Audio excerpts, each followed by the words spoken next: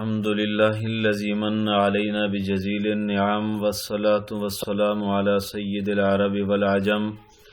وعلى آله وأصحابه مصابيح الظلم اما بعد۔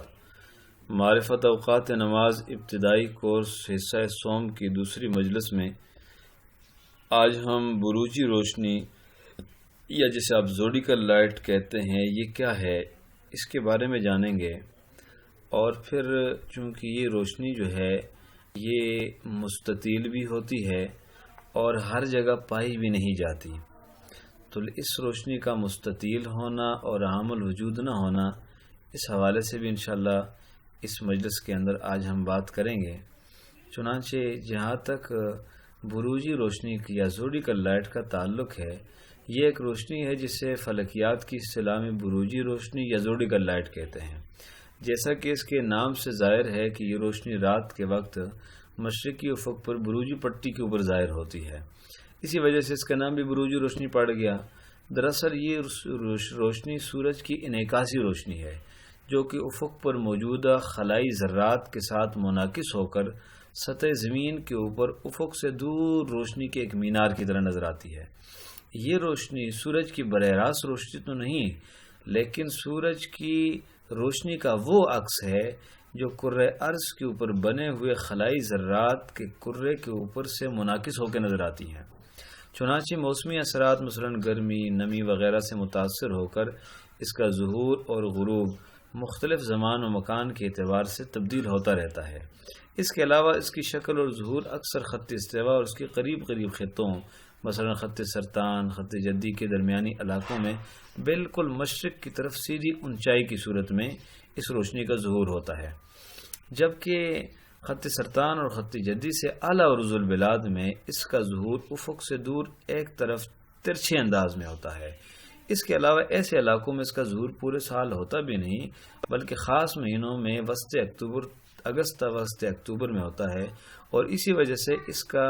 اثر بھی یہ پڑتا ہے کہ رات کے وقت یہ روشنی طلوع شمس سے کبھی کبھی بہت دیر پہلے ظاہر ہو جاتی ہے۔ اس تعارف کے بعد بروجی روشنی کی کچھ خصوصیات ہیں کہ بروجی روشنی کی پہلی خاصیت یہ ہے کہ وہ مستطیل ہے۔ بروجی روشنی افقی شرقی پر ظاہر ہونے کے بعد فوراً اونچائی کی طرف بڑھتی ہے، گویا یہ روشنی ایک مینار کی طرح ہوتی ہے۔ دیکھنے والوں نے بتایا ہے کہ یہ روشنی ظاہر ہوتی ہے تو زمین پر اندھیرا اچانک ختم ہو جاتا ہے اور دور دور کی چیزیں بہت واضح طور پہ نظر آ جاتی ہیں۔ اس روشنی کے ظہور سے ایسا محسوس ہوتا ہے گویا اچانک دن کا اجالا ہو گیا۔ چنانچہ encyclopedia of space and astronomy میں لکھا ہے، فرماتے ہیں کہ بروجی روشنی ایک تکونی روشنی ہے جو کہ دائرۃ البروج کے سمت میں افق سے اوپر کی طرف چڑھتی ہے۔ زوڈیکل لائٹ غیر چاندنی راتوں میں منطقہ حارہ میں غروب آفتاب کے چند گھنٹے بعد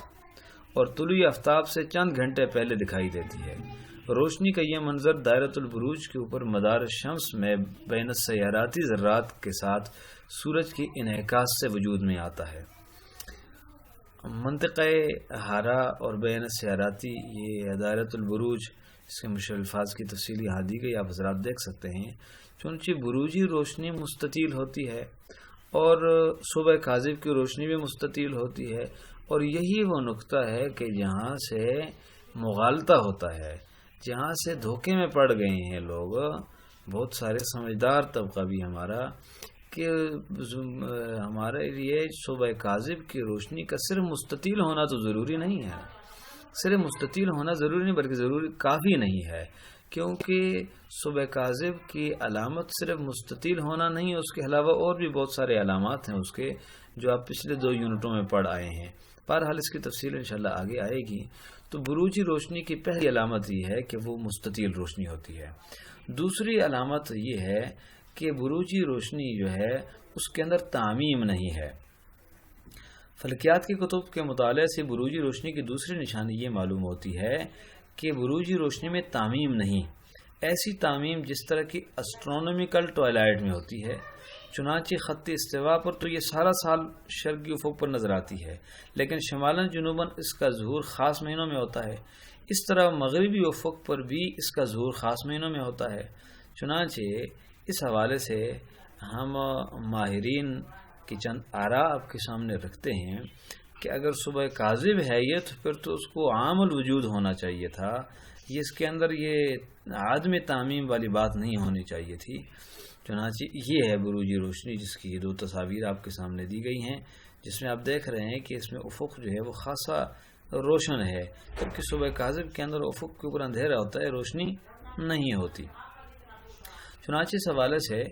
پروفیسر عبداللطیف صاحب نے مراسلہ جاوید قمر کے حوالے سے لکھا ہے کہ جہاں تک صبح کاذب بروجی روشنی کا تعلق ہے یہ بالکل دوسری شے ہے۔ بعض دفعہ سازگار حالات میں یعنی بالکل ہی صاف مطلع کی صورت میں اور کراچی جیسی جگہوں کے لیے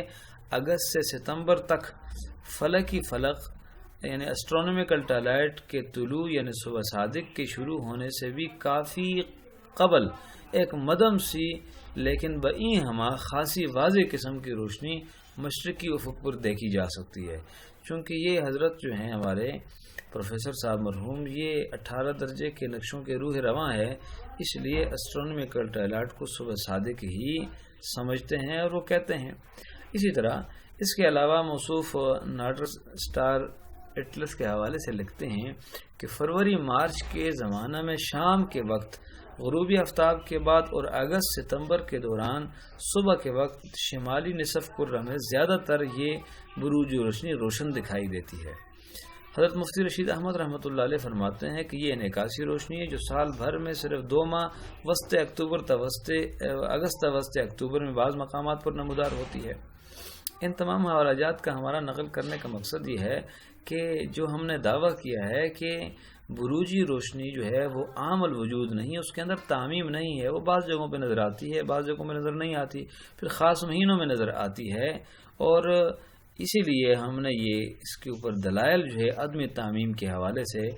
یہ بھی ان حضرات کے لیے ہیں جو 18 درجے کے قائل تھے، جس طرح کے پروفیسر عبداللطیف صاحب اور دیگر وغیرہ، اور مفتی رشید رحمۃ اللہ علیہ نے اس کی انتہائی آسانی کے ساتھ وضاحت کر دی کہ بھئی یہ عام الوجود ہے ہی نہیں ہے۔ 1916 میں زوڈیکل لائٹ کے عنوان سے پروفیسر اے نے ایک رپورٹ شائع کی، اس میں زوڈیکل لائٹ کے بارے میں انہوں نے جو کچھ لکھا اس کا خلاصہ یہ ہے کہ یہ بہت لمبی تکونی شکل میں ایک روشنی کا نام ہے جو کہ فروری، مارچ اور اپریل کے مہینوں میں مغربی افق کے اوپر اونچائی کی طرف بڑھتی ہوئی اس وقت نظر آتی ہے جب رات کا مکمل اندھیرا چھا جاتا ہے۔ نیز روشنی کی اس تکون کا بیس افق کو ٹچ کر رہا ہوتا ہے اور ایکسائز بائیں طرف ترچھا ہوتا ہے، ایکسائز کا بائیں طرف ترچھا ہوتا ہے۔ ان حوالات سے معلوم ہوا کہ بروجی روشنی سال بھر عمومی طور پر تمام علاقوں میں نہیں ہوتی، اس کا زیادہ تر ظہور رات کے اخیر میں افق شرقی پر سال کے 2 مہینوں یعنی اگست تا اکتوبر کے درمیان میں ہوتا ہے، جبکہ رات کی ابتدائی حصے میں شفق ابیض کے بعد افق غربی پر فروری، مارچ اور کچھ حصہ اپریل میں بھی ہوتا ہے۔ چنانچہ اس پر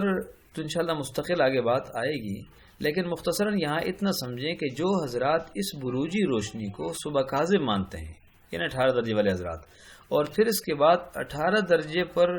ہر جگہ صبح صادق مانتے ہیں اور 18 درجے پر صبح صادق غیر معتدل خطوں کے علاوہ تمام بلاد میں تسلیم بھی کرتے ہیں، تو حدیث مبارکہ کا جو مضمون ہے الفجر فجران کے مطابق، جس طرح کہ آپ پہلے دوسرے حصے میں پڑھ آئے ہیں، کیا بروجی روشنی کو بطور صبح کاذب صبح صادق کے ساتھ ہر زمان و مکان میں نہیں ہونا چاہیے؟ یہ آپ حضرات نے تفصیل سے اس کو پڑھ لیا ہے۔ ہر حال آج کے سبق کا خلاصہ یہ ہے کہ بروجی روشنی زوڈیکل لائٹ، جسے یہ ہمارے کچھ حضرات قدیم نقشوں والے صبح کاذب سمجھتے ہیں، اس کی پہلی علامت یہ ہے کہ یہ روشنی مستطیل ہوتی ہے، دوسری علامت یہ ہے کہ وہ ان حضرات کی وقول بھی عام الوجود نہیں ہے بلکہ اس کے اندر عدم تعمیم ہے، تعمیم نہیں ہے۔ اللہ تعالیٰ مجھے اور آپ کو سمجھنے کی توفیق نصیب فرمائے اور میرے اور آپ کی صلاحیتوں کو دین کے لیے قبول و منظور فرمائے۔ وآخر دعوانا الحمد للہ رب العالمین۔